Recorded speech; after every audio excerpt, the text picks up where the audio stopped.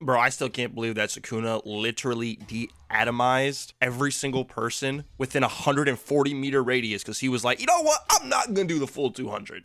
Just saying, bro. One of the craziest arcs I've ever seen in any anime. I'm a huge One Piece fan. Now for today's video, everybody, we're going to be trying to tackle a big one here because we are going to be doing a similar video to what we did for exotics. I titled this video the very, very strongest. Yeah, it was a One Piece reference where we talked about the best, strongest exotics in the game, primary, special, and heavy. And we're doing the same thing. However, we're now going to be talking about legendary weapons. And there is so many that we have to talk about. So I'm going to try and go out through this rapid fire style. So let's begin. We will start off with the kinetic slot, and we'll start off with kinetic primaries, my guy. And Cannon's recently got a buff. Let me talk to you about how much I love my Fatebringer, an absolute pinnacle weapon since the OG Vault of Glass in 2014. Goated in Destiny 1, and it's still goated in Destiny 2. My personal favorite role is one with Frenzy and explosive payload. A double damage roll on a great hand cannon. What's not to like? Get a Fatebringer. However, there's another legendary kinetic hand cannon that is absolutely disgusting. We're looking at the Warden's Law real quick. The reason why this thing is so nasty is because of the fact that it can actually melt some bosses and at the very least chunk out a decent amount of their health. The role that you want to do that is Vorpal Weapon and 4 times the charm along with appended mag. So you have 20 bullets in the magazine. Put on the Lucky Pants exotic boots and you'll be surprised at how much damage this legendary hand cannon can do, even competing with Malfeasance. And that's mainly due to the fact of its heavy burst frame where it fires 2 bullets per burst. SMGs aren't as dominant as they used to be, but SMGs are still just very nice to use, and they're still good. The Submission from Val the Disciple is one of my favorite kinetic SMGs in the game, with either Subsistence or Overflow in column 1, and then 1,000,000% Frenzy in column 4. Also has some beautiful iron sights and sounds like a dream whenever you pull that trigger. But we all do like ourselves some kinetic tremors weapons, and last season with Season of the Wish, they actually did release the showrunner, rather reprise the showrunner, to have kinetic tremors, and it's a 900 RPM lightweight frame that also gets overflow in column 3. Yes, there's an SMG in the game that has overflow and kinetic tremors. A really awesome weapon that you get by decrypting Season of the Witch Ingrams over by Eris in the helm. I could talk to you guys about bows, auto rifles, sidearms, and other stuff like that in the kinetic slot, but truth be told, I'm good. If I'm gonna use a bow in PvE, it's probably Trinity Ghoul, Leviathan's Breath. If I'm gonna use an auto rifle in PvE in the kinetic slot, yeah, Rufus's Fury from Root of Nightmares is a pretty banger rapid fire frame 720 RPM auto rifle, especially with something like Demolitionist and Frenzy. Shout out to the Rufus's Fury. I will give one shout out to one scout rifle in the kinetic slot, the Hung Jury with kinetic tremors and shoot to loot. Really good in GMs. We're not spending any more time on that. However, I will talk to you guys about a few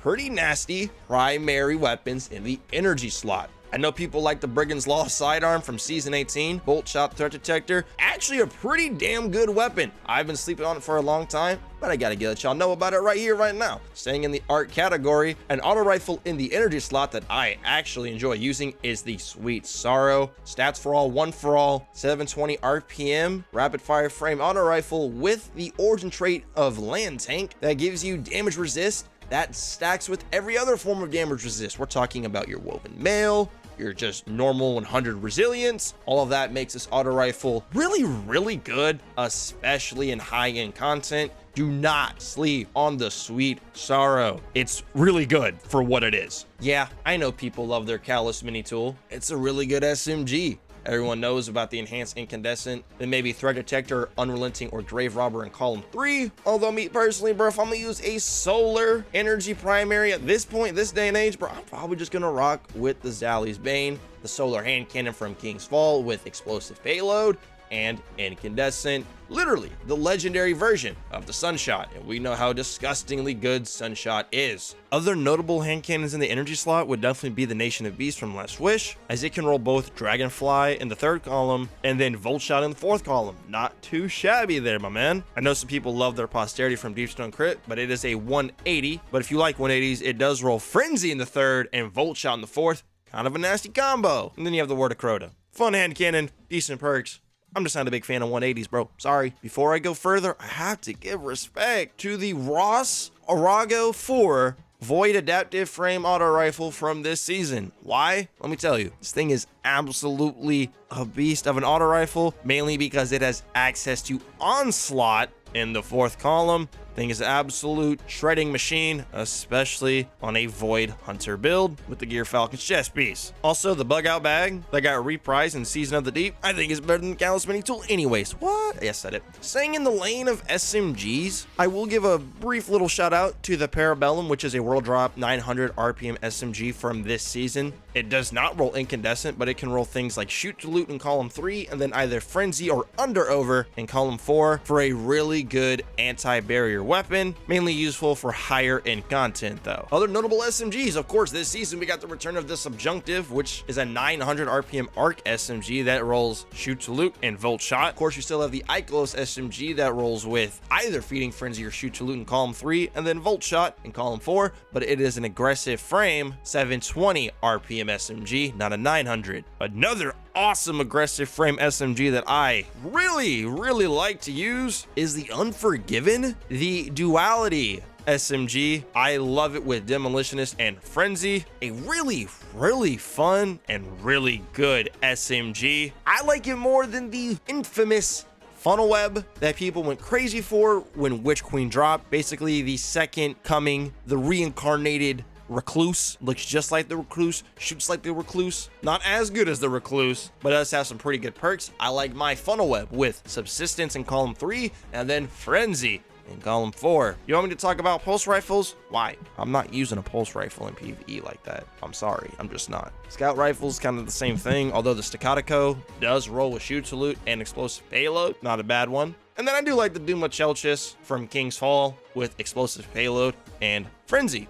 Double damage roll. And if you like bows, I mean, you got the Pre-Osteanics, the Vanguard bow from last season, or you got the Tyranny of Heaven from Last Wish. Both of them are solar bows. Just make sure you got yourself good old Archer's Tempo, my guy. And yes, I am well aware of the no survivors from the Ghost of the Deep dungeon with Demolitionist and Incandescent. I'm just not the biggest fan of that SMG, bro. Sorry. Those are the primary weapons I decided to talk about. Before we go over to the special weapon side of things, I just want to give y'all a nice little reminder that if you ever want to get your games DLC for a cheaper price, you can always head over to Instant Gaming, the top link in the description, along with their free monthly game giveaway that they do every single month for a free game of your choice if you're the winner. Find both of those links towards the top of the description. All right, now we got to talk about some of the juicy special weapons. And oh man, if I thought there was a lot of primaries to talk about, there's even more special weapons to talk about. And this video is already starting to look a little bit thicker than the average one. So let's get the ball rolling. We start with Kinetic specials. Sniper rifles worth mentioning. Supremacy from Last Wish is a pretty mean machine. You got rewind rounds and kinetic tremors. You got rewind rounds bait and switch. Then you got rewind rounds and 4 times the charm for a bit of a gimmick roll that kind of replicates what the OG Black Hammer used to be able to do, although you're still not spawning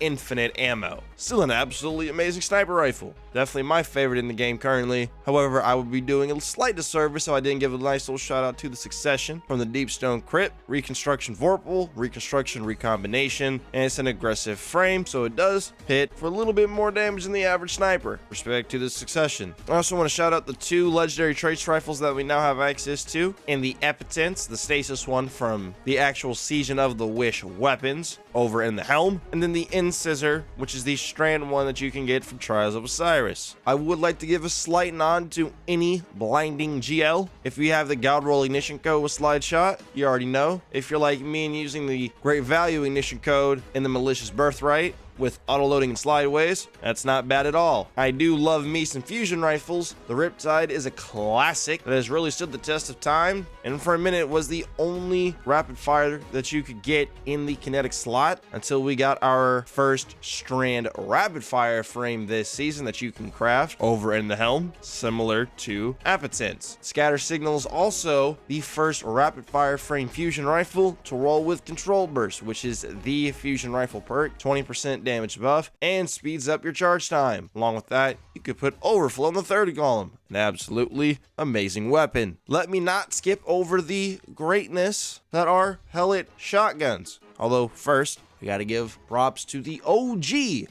of great kinetic shotguns. That is the Heritage Slug shotgun from the Deepstone Crypt. Reconstruction, recombination. Although slugs these days aren't as strong as they were in the past, pellets are just better these days. But I gotta give props to the Heritage. Now, most of the time you are going to use a 1-2 punch shotgun when using a shotgun, so I just like to give props to some of my favorite 1-2 punch shotguns in the Kinetic slot, that being the Wastelander, good old cowboy shotgun from Dares of Eternity with Lead from Gold and 1-2 punch, and then the Swordbreaker from Crota's End, which is a strand lightweight frame shotgun, and I personally like to rock Pugilist, along with of course 1-2 punch, due to its origin trait of Cursed Thrall. After getting a melee kill, final blows with said weapon will cause targets to explode for a short duration, and those Cursed Thrall explosions from the Swordbreaker will proc Pugilist, which really helps on something like a Banner of War Titan. Worth mentioning. Like I said, shotguns are still really good even if you're not using them for 1-2 punch. One of my favorite Kinetic pellet shotguns, especially as of recently, is the Imperial Decree. It's an aggressive frame. You run auto-loading holster in the 3rd column, and then either surrounded or trench barrel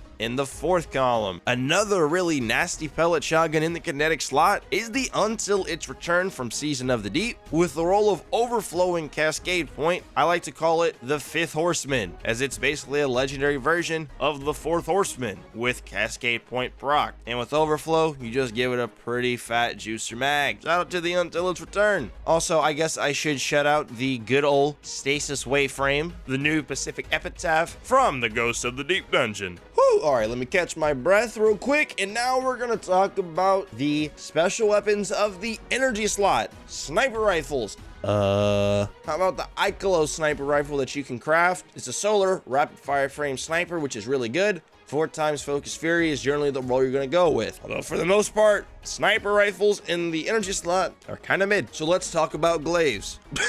Ain't nobody talking about no damn butter knives in this video. How about pellet shotguns? We just talked about pellet shotguns. We'll get to that a little bit. Wave frames. Now those are nasty. Forbearance is literally building a gun. Vicious Assassin, Chain Reaction, combined with the Soul Drinker origin trait, allows for a weapon that has its own build as being that weapon. Clear out an entire room of ads with 1 to 2 shots of Forbearance, and then when you reload it, you're gonna heal to almost full, depending on how many ads you hit, and it's a wave frame with Chain Reaction, so it's a lot. It's really good. I'm still waiting on my solar incandescent wave frame, just saying, that still is not a thing yet, although this Tuesday, we are finally going to be getting the Wild Style, which is basically the solar version of the Wilderflight, which is a double fire frame grenade launcher from the Spire of the Watcher dungeon. And this is awesome because double fire frame grenade launchers inherently just do, I think it's about 30-ish% more damage than their lightweight frame counterparts. Think of the empty vessel, but it always shoots 2 grenades at once. Look forward to that next Tuesday. It'll be the GM weapon. Although still gotta give some respect to the OG Salvager Salvo. Definitely one of the better ritual weapons that the game has seen, even if it's not used nearly as much as it once was. I would like to give a shout out to the special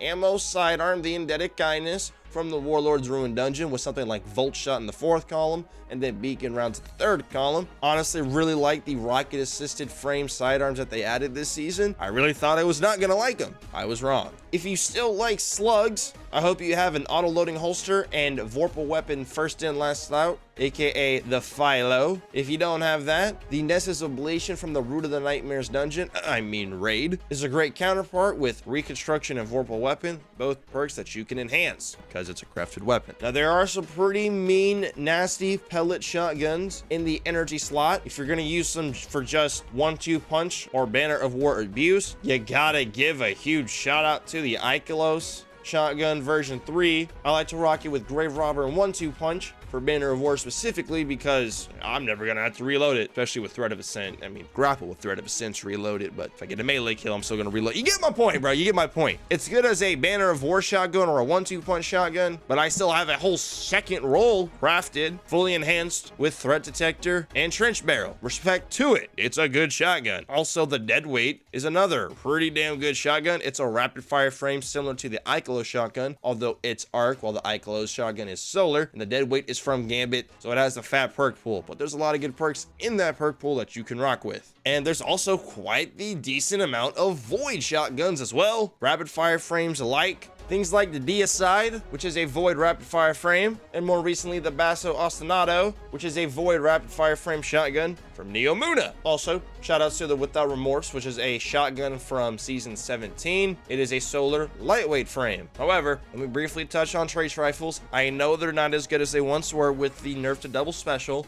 but I just like to shout out the Path of Least Resistance with Shoot to Loot and Volt Shot. Main thing is Shoot to Loot though. If you have a pre-updated version of the Retrace Path from Dares of Eternity, it is also a Shoot to Loot trace rifle that can roll adaptive munitions. Really good utility weapon. And the Acacia's Dejection if you just want to have one with a really fat mag, as it can roll Reconstruction in the third column, and then maybe something like Paracausal Affinity or Frenzy in the fourth column. The Hollow Denial, the Void Trace rifle from season 17, does get lead from gold in the third column though. Would I get shade if I didn't mention the Harsh Language, which is basically the void version of the Forbearance, although it's not as strong as the Forbearance, obviously, but it can run Repulsor Brace. If you're able to get volatile rounds rolling, this thing will be a demon and it will heal you. Will give you an overshield, make you more tanky. Now we've arrived at, I would assume, some people's most anticipated part of the special weapons section. Fusion rifles. I love fusion rifles. I always believe in having a workhorse fusion rifle by my side. You already know, Cartesian Coordinate, my boy, to go. Warp a weapon, lead from gold, accelerated coils, and a charge time masterwork. Banshee has sold this roll twice this season. Already twice in one season. Just saying. I don't want to spend forever talking about the Cartesian Coordinate because I feel like I milk this weapon as much as I can, as I already do. I love the Cartesian. Oh, I love the Cartesian, my boy. I know some people like the Eremite. Eremite's good. Eremite's good. If you're on tractor duty, Eremite's probably like the perfect fusion rifle for to use if you don't want to use shotguns. Although I like the Cartesian. The Irritive Loop, I feel like has fallen off a little bit, but it's decent. But the main draw to the Irritive Loop was the fact that it was a rapid fire frame with Volt Shot and lead from gold. Still decent, but not as potent as it used to be. You want me to mention the loaded question? It exists. It has control burst, it has reservoir burst as well, auto loading holster, and overflow. It's not bad. It's just a high impact frame. It's not bad though. And dude, can we please get a better void fusion rifle? I feel like the No Composure is still the best void fusion rifle in the game. Where's our void fusions? Also, I know I'll get chained up if I don't mention the Techian Force, as this was the first fusion rifle to have controlled burst. There you go. It's also from Last Wish. The Last Wish reprisal weapons, man. They were cooking with those, fellas. They were cooking with those. And I think that just about does it for all of the legendary special weapons we're talking about. What, I didn't mention your Glaciocasm? Come on, dude, leave me alone. I'm kidding. All right, we've arrived at the most anticipated part of the video, heavy weapons. All right, we'll start off with linear fusion rifles. These are not nearly as prominent as they once were. However, some like the bait and switch Cataclysmic from the Vow of the Disciple can still be pretty decent in situations where you need to have a lot more heavy ammo, maybe like a solo flawless dungeon. That could be pretty useful. The Briar's Contempt was really good for Ghosts of the Deep solo flawless runs because of its harmonic resonance origin trait that allowed it to do extra damage to Lucent Hive. And you can put things like Reconstruction, rerun rounds in the third column, and then maybe like Surrounded or Frenzy in the fourth column. Although even still, linears for the most part are not nearly used as much as they were pre-Lightfall, for good reason though. For swords, I know everybody has their own personal favorite Crota sword. Me personally, I like the Surrounded Bequest with Relentless Strikes as my go-to Crota sword. However, by far and away the most used legendary swords in this game are the Eager Edge ones, dude. Duh. The other half, which is the Void one, and then the Half Truce, which is the Arc one. Both of them are from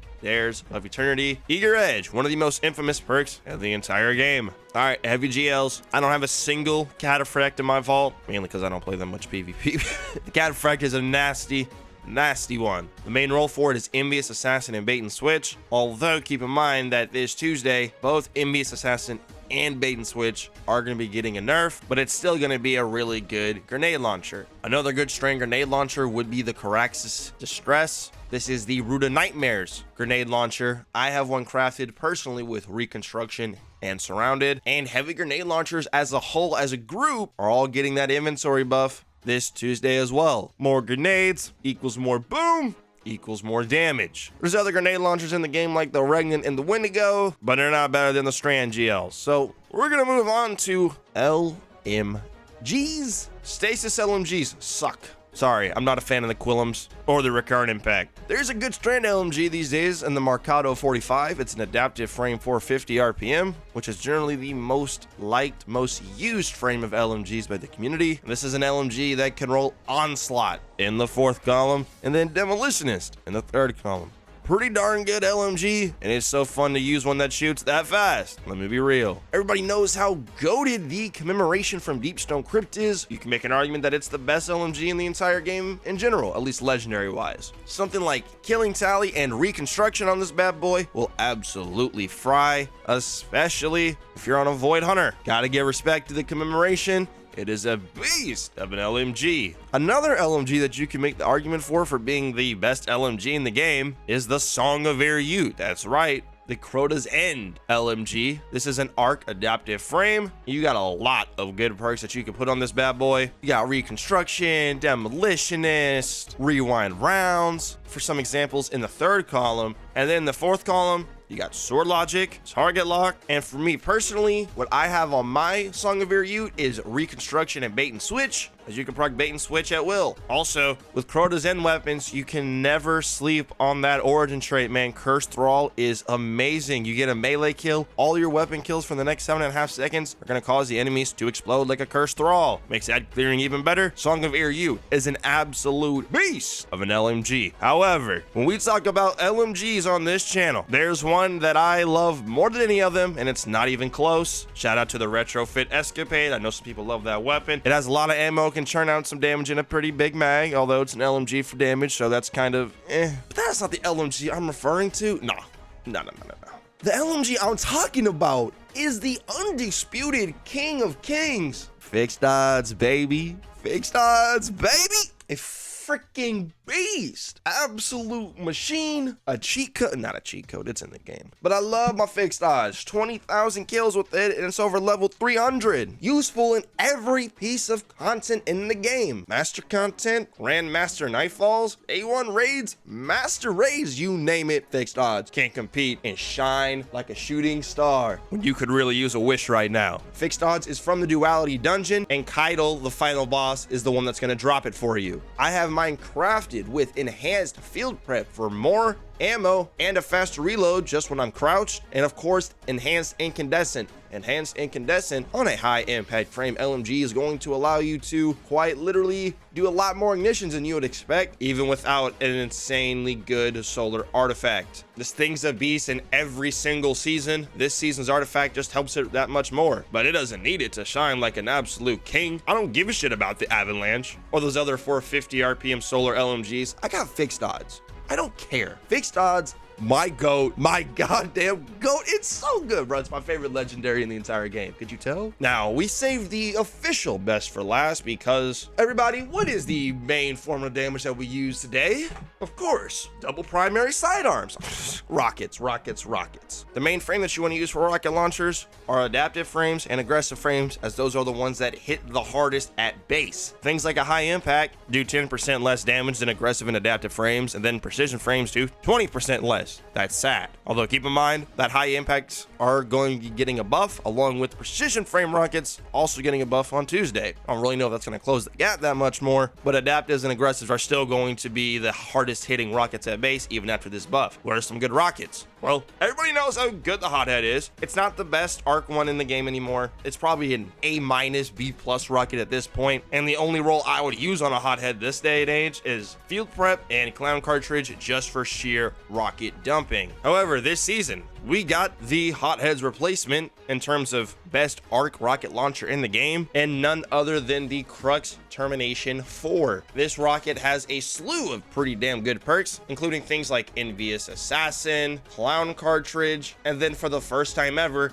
Slide Shot. Yes, this is a Slide Shot rocket launcher. Pretty damn good 3rd column perks. And in the 4th column of perks, you have some Boomer Bust. You have your Bust, aka Explosive Light, which is okay, but it is so outclassed today by things like Bait and Switch, but this rocket doesn't get Bait and Switch because it gets surrounded. That's right. Slide Shot surrounded rocket launcher. It might be a little situational, but let me tell you, you could pull this rocket off in a lot of situations where you think you couldn't. Just give it a try. It's like Radiant Dance Machines, but you don't need an exotic and you just have to slide. Yeah, the Crux It's kind of nasty. It's kind of a demon. The only downside to it is it's a world drop.